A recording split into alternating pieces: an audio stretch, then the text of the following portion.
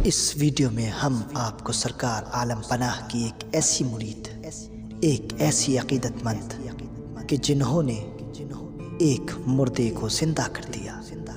اب آپ اندازہ لگا لیجئے کہ جب سرکار عالم پناہ سے محبت کرنے والے، آپ سے عقیدت رکھنے والوں کا یہ علم ہے تو خود سرکار عالم پناہ کا کیا علم ہوگا۔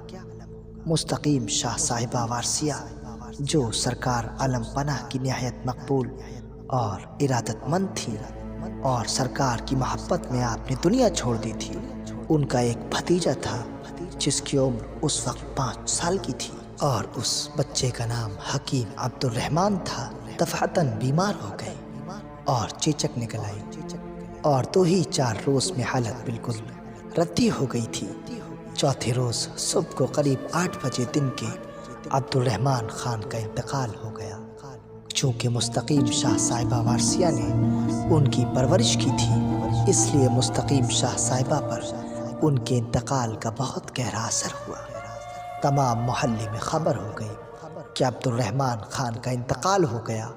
ہم سائے کے لوگ جمع ہو گئے، اندر باہر عجیب پریشانیوں بدحواسی کا عالم چھا گیا۔ حکیم یعقوب بیگ صاحب نے، جو اس وقت اتفاق سے فتح پور میں موجود تھے، تجویز و تکفین کا سامان کیا۔ قبرستان میں قبر تیار ہونے لگی اور میت کے غسل کا انتظام ہوا۔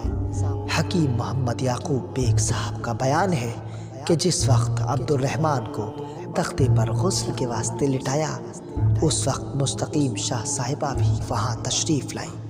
غسل دیا جا رہا تھا۔ مستقیم شاہ صاحبہ نے لاش کی طرف دیکھا اور یہ کلمات 3 مرتبہ اپنی زبان پر لائیں: تیری امانت تھی، تو نے لے لی، مگر میرا بھائی پردیس میں ہے۔ یہ کلمات کہہ کر مستقیم شاہ صاحبہ کے چہرے پر ایک غیر معمولی تغیر پیدا ہو گیا۔ آنکھوں میں آنسو بھر آئے اور پھر وہی کلمات فرمائے: تیری امانت تھی، تو نے لے لی، مگر میرا بھائی پردیس میں ہے۔ اور میت کے دونوں شانوں کو پکڑ کر دونوں ہاتھوں سے اٹھا لیا اور اسی طرح لٹکائے ہوئے دالان کے اندر پہنچی اور لاش کو پلنگ پر بٹھانا چاہا۔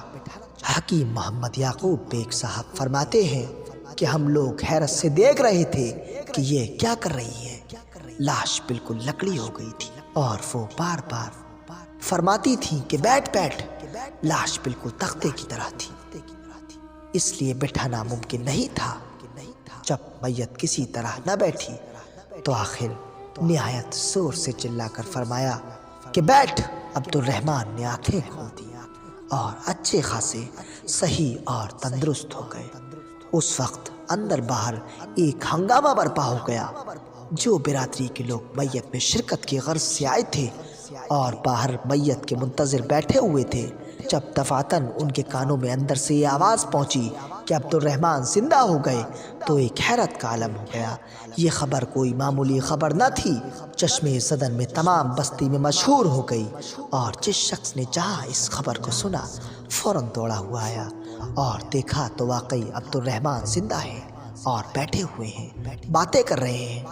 مستقیم شاہ صاحبہ سے اس خرق عادت کا جو اضطراری حالت میں ظہور ہوا، اس کے باعث اور بھی ان کی شان و عظمت کا سکہ لوگوں کے قلوب پر بیٹھ گیا۔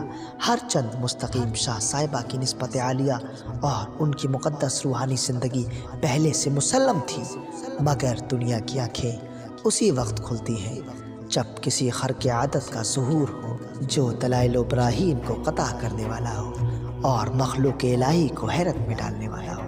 وہ ایسی مقدس اور مبارک خاتون گزری کہ ان کا شمار خاصان خدا میں ہوا۔ اس سے ظاہر ہے کہ سرکار عالم پناہ سے محبت کرنے والے آپ کے مریدین سے بھی اس طرح کے واقعات کا ظہور ہوا ہے، جنہوں نے مخلوق کو ساکت و دم بخود کر دیا، جن سے ایک عالم متغیر ہو گیا۔ حقیقت یہ ہے کہ جن کو فنا کامل حاصل ہو، اس کے لیے محال ممکن ہے، اور خدا کے مقبول اور پرگزیدہ بندوں کے عادات و صفات سے اپنے کردار و افعال کا مقابلہ کرنا ایک لاتعلم فعل ہے۔ سلام ہو اشرف العالمین پر، سلام ہو حضرت عشق علیہ السلام۔